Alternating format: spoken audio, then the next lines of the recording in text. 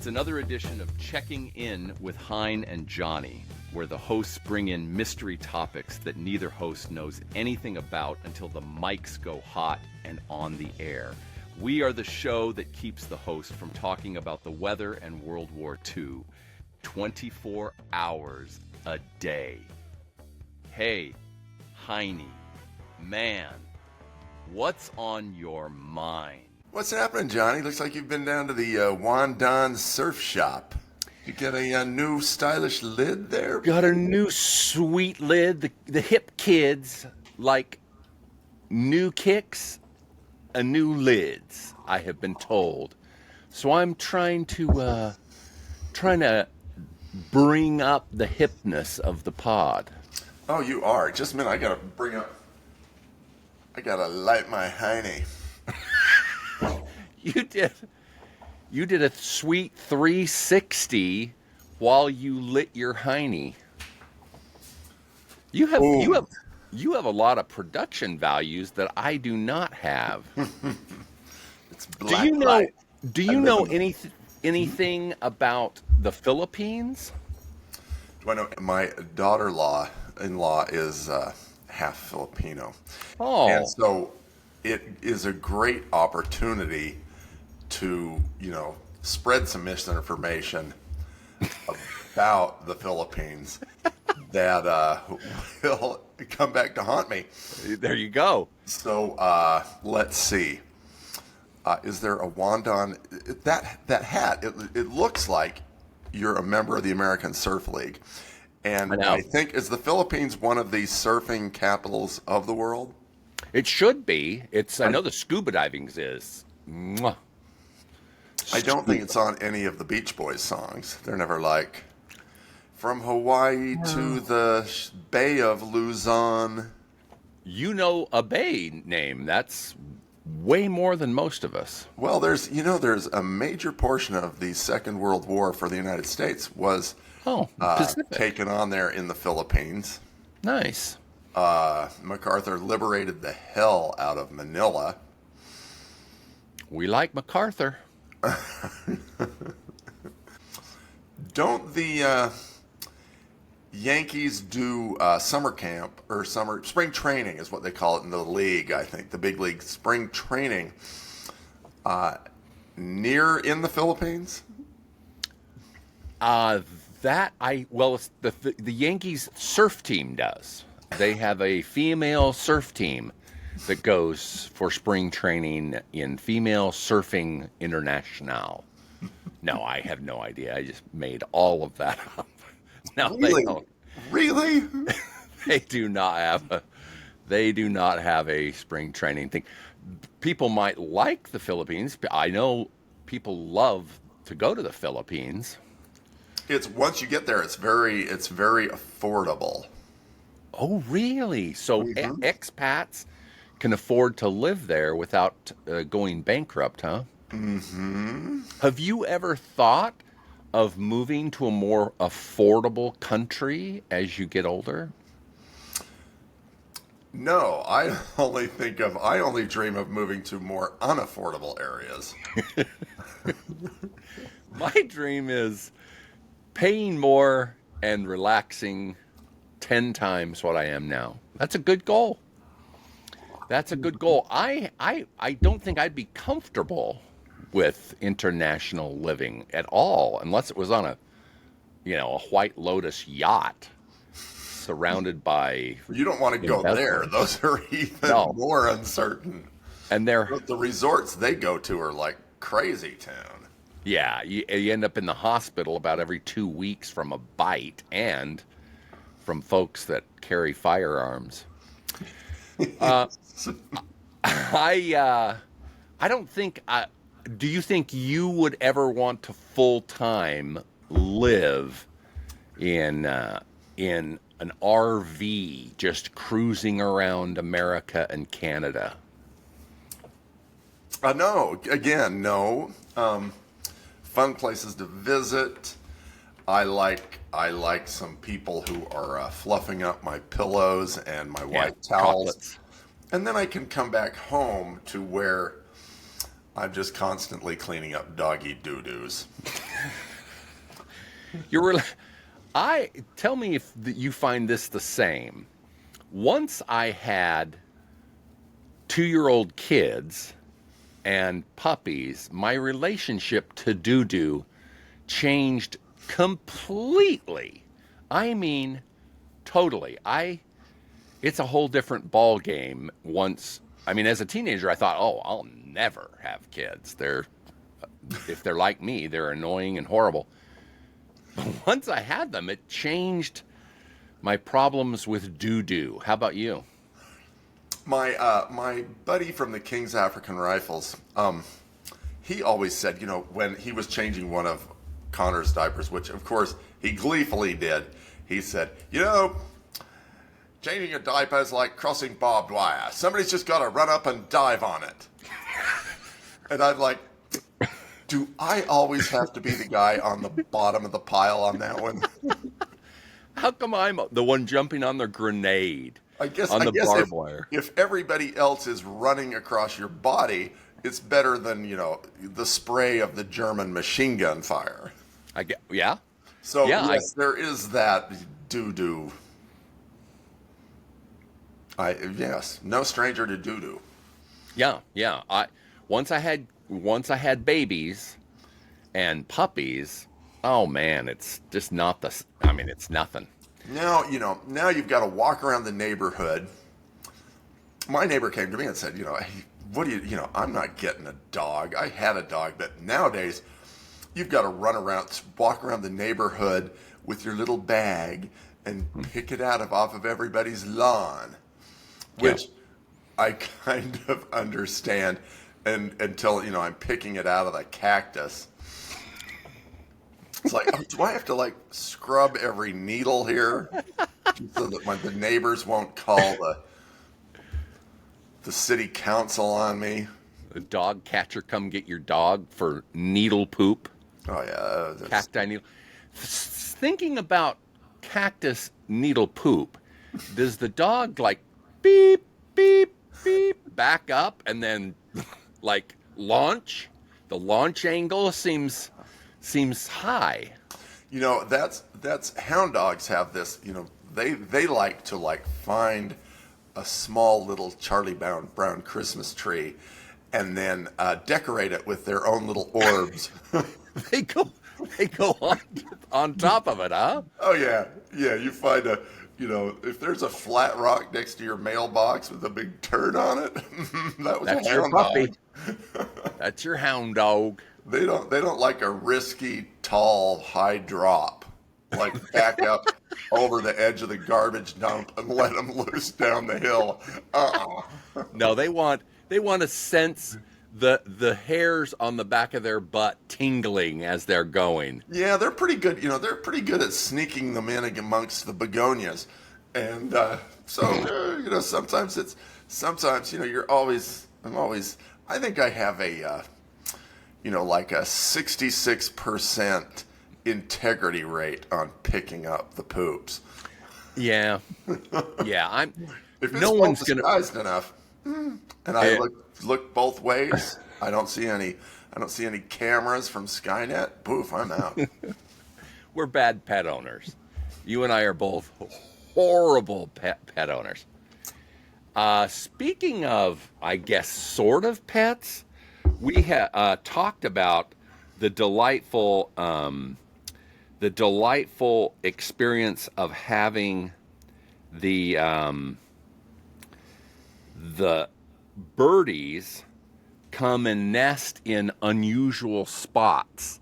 And this is the photo of your hungry babies and the robin, which is mid-flight. It's like a super cool photo. Our babies have hatched and are literally dancing around with mommy on the ground. So they must have learned to fly, and they're bouncing around, having a party out on the lawn. So they survived this year. Sure they just didn't get into some of your fertilizer? They just realized how delicious the nitrate fertilizer was I put out. We have in our neighborhood, my mom always called them the little walnuts. and it's when the quail have babies. And there are about 10 little guys scurrying around the mom and dad. Oh. And adorbs. I'm constantly taking the hounds on right turns to avoid the little families that are out there. And that's adorable. Right now they're going on. Yeah. And then I don't know how soon they fledge out and start nibbling around in the pine needles on their own. Adorable. Scrumptious. Those robins that we had, when the babies fledged out and they fly, they learn to fly, they hit the ground once, and if they hit the ground again, a cat gets them. So they need to fly very quickly, and then they fly away, and the parents are just like, what happened? They're the ultimate empty nesters. Yeah, it's sad. Mm-hmm. And they're looking around for them. Where'd they go? Well, we need help from your daughter-in-law because of all the international cities that popped up on our viewership. I need to know who in Quezon in the Philippines is listening to our podcast. Mm-hmm. That's a new city added, and I'd love to know why, because we are of no value to anyone at all. In fact, I got the weeks mixed up on the podcast, and we forgot to have a podcast drop in its usual time slot. And you know how many viewers noticed? Just Chris. Just one. Just the one. Just one. Yeah. Just one. And I don't think she was like bummed that there was no thing. She's like, oh, I don't have to listen to my that now. Husband drone on. But she's the only one. We have one viewer, and she's it. There is a new fantastic beauty treatment that you can do, and I want to ask how you would feel about it. They take a machine that cools your face down to 150 degrees below zero to encourage collagen growth. Would you want your face below 150 degrees? No, absolutely. What is collagen? I guess that's the juicy parts in your lips and cheeks. You know, it's the plumpening. So that will make my lips look fuller? Yeah, you'd have a plumpening of the eye bags. I've got large enough eye bags as it is. I would never want a machine to drop my face temp to 150. Don't knock it till you've tried it, Johnny. Yeah. The people that say they've had it done did feel plumper, so I shouldn't be knocking it. I mean, cold therapy might be wonderful. It sounds like it's a secret of Mormon wives. Have you been watching those shows lately? No, I don't watch that, but tell me if there's anything that's been a delightful secret. I only see the ads for the show. And it's like none of these people are in my neighborhood. No, they're zesty. From the ads, it looks very exciting. Well, if it's not exciting, nobody would watch. So I'm sure they select the candidates very carefully. You need someone high-strung and willing to slap another female in the face. It's amazing the hype about the women of Utah that goes on currently right now.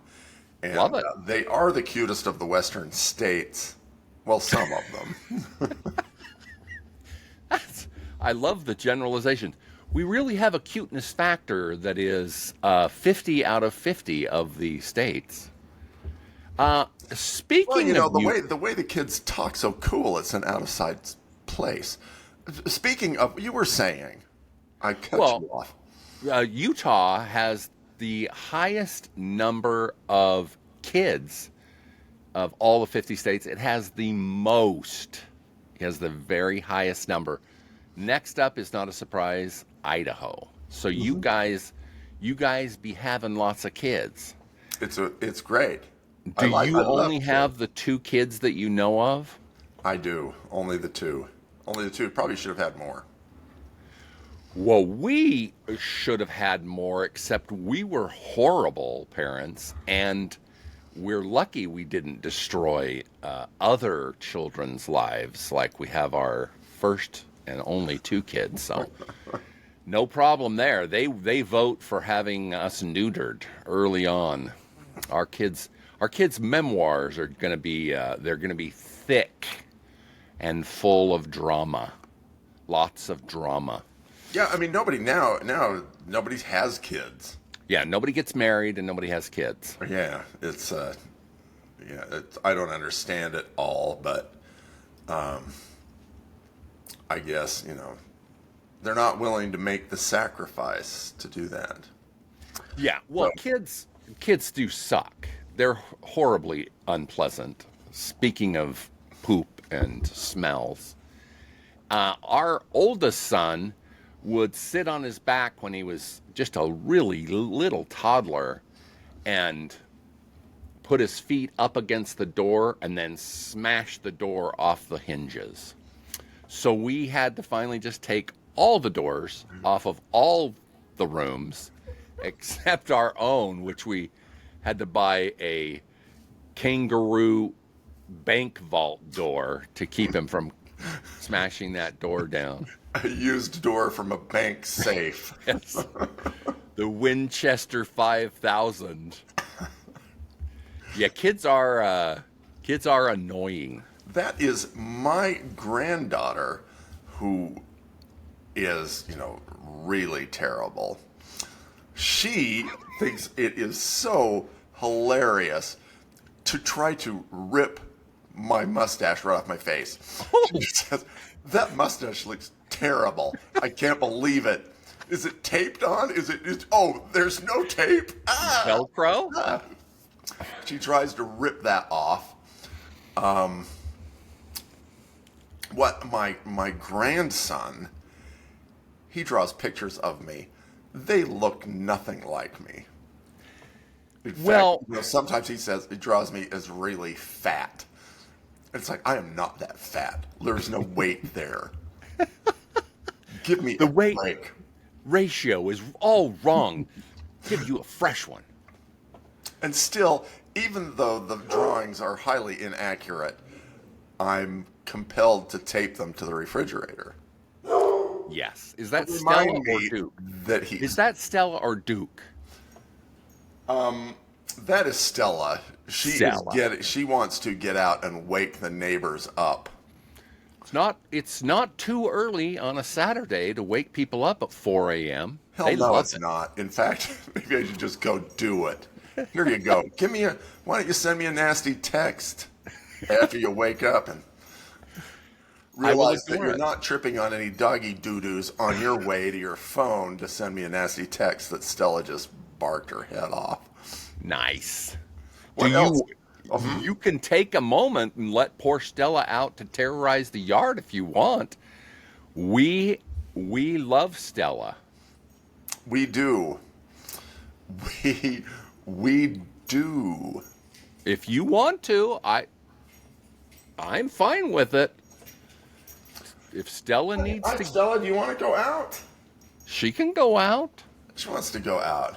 Let her go out. Let her go out. Okay, here she goes. She's going to go. My phone is going to start ringing off the hook. Nah, that's okay. Losers. People who don't like doggies are ninnies.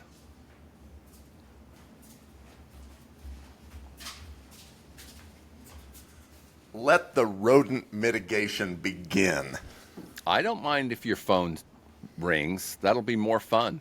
Oh, speaking of feedback, one of my favorite viewer mails that we've gotten this month is they didn't go into our personalities or the lack of glam or our acid peel regimen. They just said, dumb. That's it. Just one word. Just dumb. D-U-M-B, everyone's accusing me. Yep. Do you enjoy that song? That is a classic. Is it a 2-minute song? I think what is that I Don't Want to Be a Pinhead No More? I think so. By the Ramones. It's a classic. It is. Any song, 2 minutes. Talk about a band with a sense of humor. Yep. And the Butthole Surfers were also extremely fun for humor. I'll have to go back and revisit their catalog. Yes. Yes. There are many, many humorous bands, and those are ones that I do like.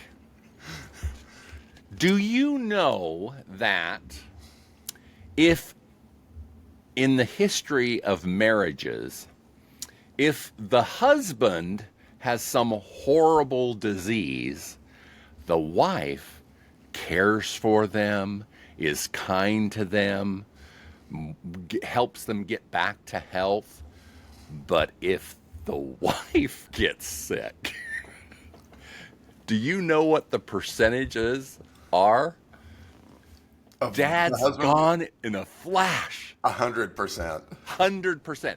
If grandma gets sick, the dad divorces her so fast her head spins on her cancer treatment bed. Or trips over the cord at the hospital.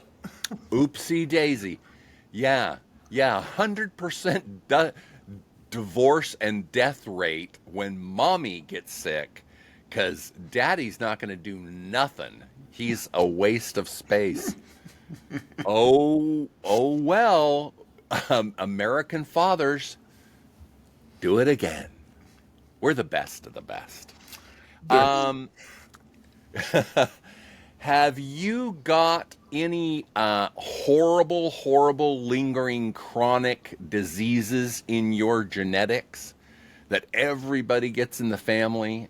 They all suffer from? Besides alcoholism? Oh, well, no, that's a given. No, that's... No.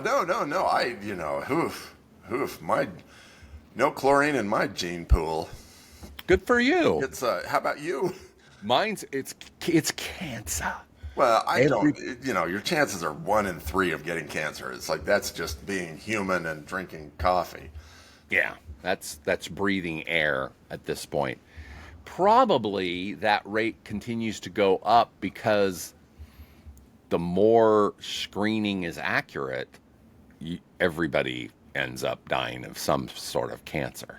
Like everybody ends up with polyps and weird cells in their bodies. So, oh yeah, I do agree. One thing to improve your marriage, big study.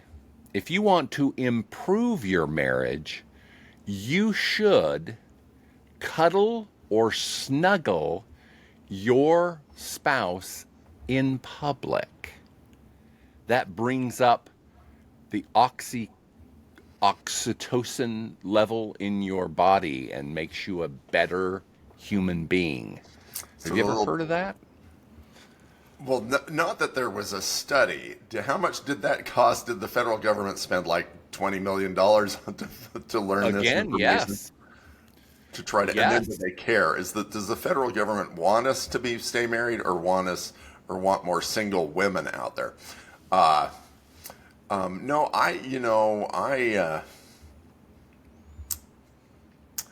I wear my wife like a security blanket, so that's probably why she hangs around with me. It's kind of like, where's Linus's little towel? Boom, you're over here. Let me give you a little snugging. Let me give you some noogies here on your head. Well, then your marriage is in great shape. If that's what you mean by a security blanket, then you're doing great. How about you? I am never in public, so I don't have to worry about it. I am never around anyone. I am the hermit of all hermits. You never step out from behind the curtain. No. I am the weird Oz behind the curtain. So speaking of surveys that are completely useless, and they could have just asked you and I about it, they continue to ask how many people pee in the shower? They've been asking this survey forever. And I want you to tell me what percentage of people do it when they're being honest, when it's an anonymous thing. And I will tell you if they should have just asked you and I what the percentage is. This is the percentage of people who lie about peeing in the shower? And really do pee in the shower. Pee in the shower. Let me go with 87%. You are extremely close. The accuracy of your percentage is very close, plus or minus 7%. So you're dead on. They did say the number stays exactly the same depending on how you ask it, but it's always about 80%, which I totally think 20% of the people are lying. Let me go on the record here. I do not pee in the shower. It's disgusting. I'm not a germaphobe, but if you want a germy shower, keep peeing in it. Those mighty morphin power germs will stay in that shower for weeks on end. No Clorox is getting this crap out of the corners. Yes, the trouble is when it goes from red mold to black mold. The yellow's fresh, the red's rough, the black's trouble. The black will kill you. Oh, everyone. Kill you faster than the microplastics? Well, we know we all have it just jammed up in our guts, so obviously that's a slow death kind of thing. The microplastics, that's not a fast death, clearly. I mean, one of the benefits of living in here in the ruins of mid-century modernism is that you're exposed to all the mold. Yeah. It's like, what's that smell? I think that's the... it's mold. I think it's the remnants of a 1960s El Ropo hiding somewhere in here. And no, it's black mold. It's behind the... behind the kitchen counter. Drywall in every single room. Oh, well. That's the way it goes. Yep, only the strong survive. Our accuracy on wasted money on surveys is now very, very perfect. We're 100%. Here is the next one that they could have just asked Heine and Johnny about. Mm-hmm. So they asked if people like when their best friends ask them to help them move. How many people don't want to help move? What do you think?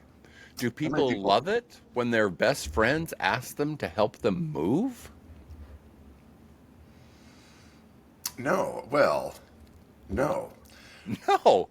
No, that's a survey that didn't need to happen. But None of us want to move. I find myself surrounded by... There are people out there, but there are people who are very gracious, nice, and giving who will help you move. 100. They are the friend indeed is the one who helps move. That is. And so if I ever help anybody move, and I never do, it is from the memory of somebody who I wasn't that close to, who selflessly came and bailed me out of a tight spot and helped me move. So celebrate those people. Absolutely. Yes, because they are out there, and they're generally, if they help me move, they go unthanked. There are very few friends that will do it. Family, sometimes you can just rope your family members into it. I have helped many a family member, but boy, I complained a lot. There goes Stella. Those calls are going to start rolling in. There goes Stella. We love her. Just moving the rabbits out of the yard. Get your dog. It's 4 a.m., you idiot. Yeah. generally, do you change your mind a lot? Do you have a lot of buyer's remorse? When you get something, as soon as you buy it, the next night you're like, oh, geez, what have I done? Does that happen a lot? Not anymore. Not anymore. Now it's just like shoveling coal onto the fire. Yeah. It's like, yeah, okay. I mean, I've started to realize that, you know what, this hot tub we bought that I go into once a month is, well, someday we're going to pay somebody to come in with a chop saw and cut it up and haul it off. So you have not... It's just whoosh, down the drain. You just have not gotten hooked on the hot tub, huh? I just don't have time to, who has time to... there are vines and trees growing, trying to overtake the hot tub. And once I've cut those down and done all the other stuff, I just fall in bed and want to go to sleep. Want to go, yeah. Yeah. It's night time. Yeah, adios. Well, it is, it's certainly something that you'd have to catch fire with. You'd have to I'm really addicted to going in. Because folks who... once a month, that's probably not worth owning it. So I have found that by installing a flat screen TV, I spend much more time in the hot tub. That has improved my hot tub ratio. Ours sits out in the hot baking sun, and sometimes you go out to get in it, and it's 109. And you say, During the summer, I will give you onions in. Yeah, in the summer, I will give you a tip if you have the 110 degree issue. I just turn everything but the filter off, and then it's a kind of a cool down thing. So I spend a lot of time chilling by just turning everything but the filter off, and then it's a refreshing dip. I become a dip. Interesting. And I set up a TV so I can watch stupid stuff all the time and waste time in the hot tub. Golf. Yeah. You can just watch sports. So have you heard of the new Bugatti race car?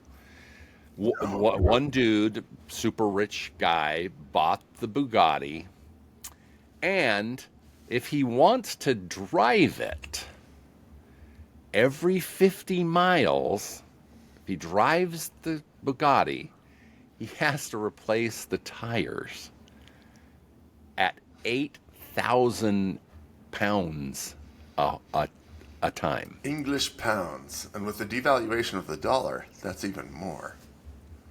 So, Henry, what in the world? The only tires that will work on the car, because it's so fast, are Michelin Pax Run Flat tires, so that you don't even have to put air in them.